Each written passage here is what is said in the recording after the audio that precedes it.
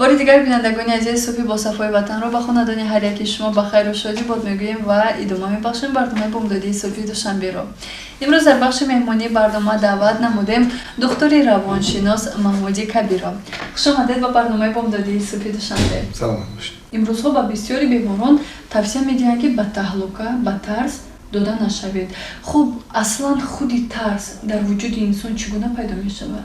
البته ما گفتیم که هم تاثیر روانی هست و هم تاثیر فیزیولوژی پاتولوژی، یعنی که خود زهرها می توانند به معاینه سر تاثیر رسانند.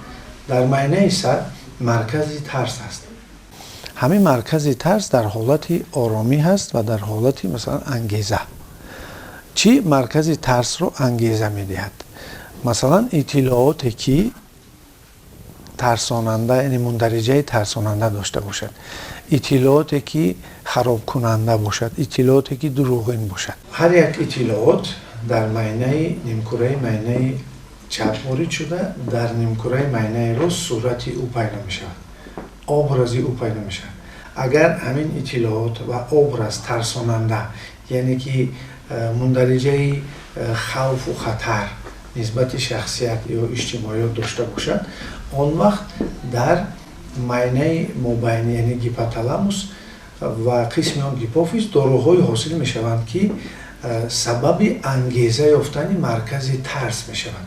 یعنی سرشت انسان وقتی که خطر و خوف را حس می کند، مرکز ترس را بیدار می کند تا احتیاطکار شود، یعنی که با آن مسئله مشکلات های نیفتد که آنها سببی از دست دادن سلامتی یا که از دست دادن مثلا جان خود باشد. از همین لحاظ مرکز ترس همچون یک مرکز جبران کننده یا پیشگیرنده بعضی مشکلات های چی روانی و چی اجتماعی است. اما همینطور مرکز ترس که بیدار شد، آن وقت بدن انسان در مرحله دیگر کار میکند، در حالت دیگر.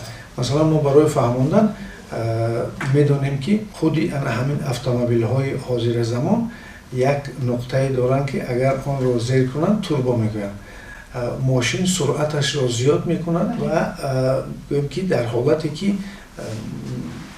ماشین سرعتش زیاد میکنند و همین طور قوه زیاد، نیروی زیادی صرف میشود. انسان هم خیلی است دور دراز در حالت ترس بودن. البته انگیزه مییابد که انسان از این حالت ها برآید، ولی این نیروی عصب رو خراب میکنه و در نتیجه نیروی عصب که خراب شد، اداره بدن ویران میشود. خب در بسیاری حالت های بسا ما مشاهده میکنیم که مثلا کسی که گرفتاری مخصوص ان همین بیماری کرونا ویروس کووید 19 گشت، 2 هفته مهلت میدهند که طبابت باید شود. خب وقتی که طبابت گرفت خود را سالم احساس کرد، ولی انا همون ترس و هراس در نهاد او تا حال هست و این رو چگونه رفع کردن ممکن است از دیدگاه شما همچون روانشناس؟ درست است که البته ما میدانیم که ویروس یک وقت معینه که 1 هفته و دیر تا 2 هفته میتواند در سرشت انسان بماند و وقتی که قوا نیروی زیادی، قواهای دفاعی انسان صرف می شوند، آن وقت دیگر بیماری ها می توانند که این سرشت رو فتح کنند، به مانند از آن جمله بیماری پنیومونی، یعنی التهاب شوش که پنیوموکوک نام میکروب هست که می تواند در همین الوئول های شوش انکشاف یابد.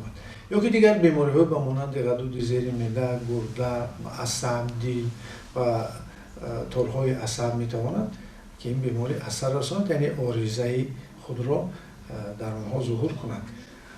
و در اینجا البته طبابت متخصصان مخصوص در کار است و ما دیده ایستادیم که این را با یک مهارت طبابت میکنند، ولی وقتی جواب میتونن به خانه رفتن